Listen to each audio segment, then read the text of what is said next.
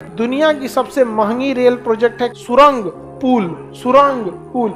ऐसे ऐसे इतना झमेला है इसमें, 700 से ज्यादा सुरंग है, सब छोटे बड़े। तो सबसे महंगी रेल है, लेकिन हम लोग के लिए अच्छी है या नहीं है? आप इस रेलगाड़ी पे देखिएगा तो अजीब दिखेगा, ट्रेनवा के ऊपर ट्रक चढ़ते हुए जाएगा। ज्यादातर शहर जो है वो समुद्र के किनारे है, और उन शहरों को आपस में जोड़ने के लिए रेल नेटवर्क और सड़क बनाना जरूरी है। और सोच रहा है यहाँ भी शहर है, यहाँ भी किनारे किनारे तो पूरा शहर बसा हुआ है। ऐसे अब इन शहर को आपस में जोड़ने के लिए तो हालत खराब हो जाएगा, क्योंकि पहाड़ है। अभी पहाड़ पे सड़क कैसे बनेगा? अब पहाड़ भी पैरेलल है, तो इस पे सड़क बनाना बहुत आफत था। हमेशा दुर्घटनाएं हो जाती थी। ट्रक लेके जाता था, पहाड़ काट के मुड़ा था, ट्रक में पलट जाता था। तो गोविंद बल्लभ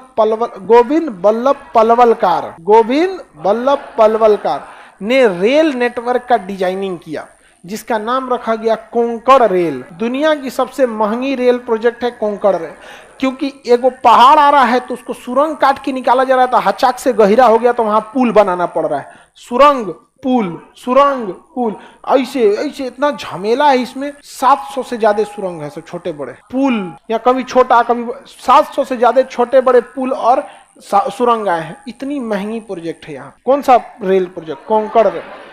कोंकण रेल को जब बनाया गया तो इसमें लोग से ज्यादा यहाँ पे ओपन वैगन जाती है। एक गाड़ी होती है ट्रेन की, खुली होती है ऐसे पटरी, बस चक्का होता है इसे। अब इस पे क्या होता है ना, इस पे 10,000 15,000 का आप टिकट कटा लीजिए और अपना ट्रक लाइए, इसके ऊपर चढ़ा लीजिए, हो गया। मैं निकला गड्डी लेके, हो गया। कोई दूसरा आया वो इस पे चढ़ा लिया अपना, हो गया। और उसी में अपना बैठा है, चल रहा है ट्रेन चल गई किस पे? कोंकण रेलवे पे। अब बताइए प्रदूषण बचा कि नहीं बचा? उससे ज्यादा ये समझिए कि हमें डीजल पेट्रोल बाहर से खरीदना पड़ता है। ट्रेन में एक गो इंजन चल रहा है, अरे इसमें कम मान के चलिए एगो ट्रेन जो होता है 80 बोगी लेके खींच देता है, मालगाड़ी की 80।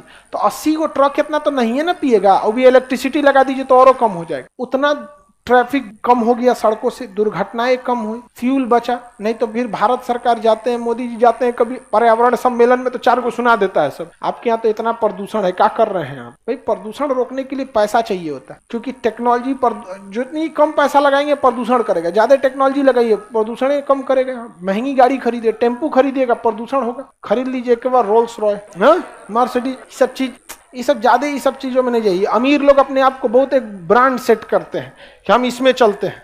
समझ में आ गया कि नहीं आ गया? ऐसा अपने किरदार में इज्जत रखिए कि ऑटो से भी उतरिए तो उतना ही इज्जत। समझ में आ गया कि नहीं आ गया? ये कहने के लिए बड़ा चीज हो जाता है, ये सब नहीं होना चाहिए यहाँ पर। ऐसा किरदार देखिए, आने जाने के लिए जो चीजें हैं उसकी जरूरत तो है। ऐसा नहीं है कि आप पैदल यात्रा करते रहेंगे, 4 व्हीलर जरूरी है, लेकिन 4 व्हीलर से आप अपनी पहचान करने लगिए कि हमारे पास है गाड़ी है, वो गाड़ी है। जितने लोगों को लगता है ना उनके पास बहुत पैसा, उन सब लोग को एक बार गुलबी घाट ले जाइए, जब चाहे उससे खतरनाक बनारस के मणिकर्णिका घाट, चारों ओर जैसे आदमी बैठे ना चीता जलते रहेंगे, तो उनको उनसे पूछिए यहाँ मर्सिडीज से आएंगे कि रोल्स रॉयस?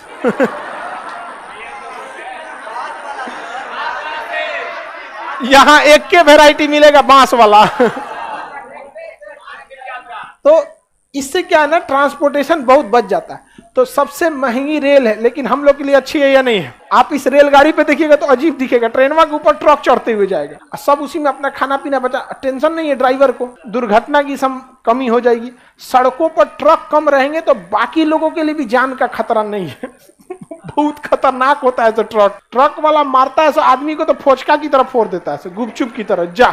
बहुत उसका मोमेंटम ज्यादा होता है, सड़कें भी कम टूटेंगी। ट्रक में तो टूट देता है सड़क वाला, जो आपका सड़क साइकिल से टूटता है बड़ा। तो ये बहुत जरूरी चीज है। तो देखिए, किसी भी एरिया को डेवलप करने के लिए ट्रांसपोर्टेशन बहुत जरूरी होता है। ये मराठी लोग इतना आगे गए, इनका डेवलपमेंट देख रहे हैं, कितना दूर तक सोच रहे। रास्ता में पहाड़ आया तो तूर तार के रद्द कर दिया, नहीं कर दिया, पूरा बेहतरीन है।